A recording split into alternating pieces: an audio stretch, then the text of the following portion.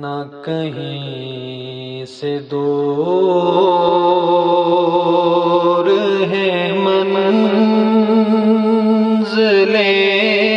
نحمد و نصلی علی رسول الکریم، اما بعد فاعوذ باللہ من الشیطان الرجیم، بسم اللہ الرحمن الرحیم۔ سلسلہ اسلامیہ دعوت کے ساتھ میں ہوں عادل امتیاز۔ ناظرین، آج کے سیشن میں ہم سو کر اٹھنے کے آداب کے بارے میں بات کریں گے۔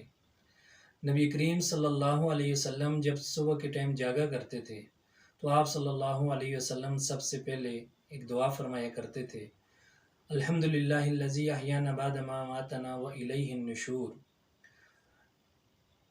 کہ تمام تعریفیں اس رب کے لیے ہیں کہ جس نے ہمیں مرنے کے بعد دوبارہ زندہ کی۔ سونے کو نبی کریم صلی اللہ علیہ وسلم نے مرنے سے تعبیر فرمایا۔ اب مرنے کے بعد جب انسان دوبارہ اگر زندہ ہو جائے تو اللہ تعالیٰ کا وہ شکر ادا کرتا ہے۔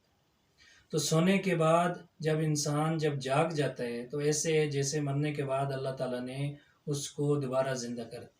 اس بات پر وہ اللہ تعالیٰ کی تعریف کرتا ہے، اس بات پر وہ اللہ تعالیٰ سے یہ دعا مانگتا ہے۔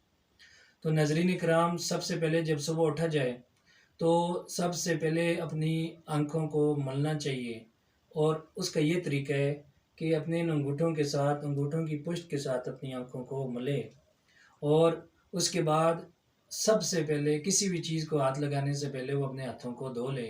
نبی کریم صلی اللہ علیہ وسلم کا یہ مبارک طریقہ ہے، اور آپ صلی اللہ علیہ وسلم کا حکم ہے کہ صبح کسی بھی کام کرنے سے پہلے اپنے ہاتھوں کو دھو دیا کرو۔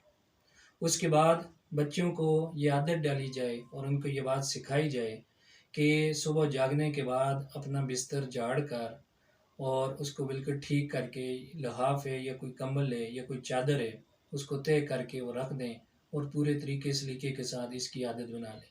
یہ بھی نبی صلی اللہ علیہ وسلم کا مبارک طریقہ ہے۔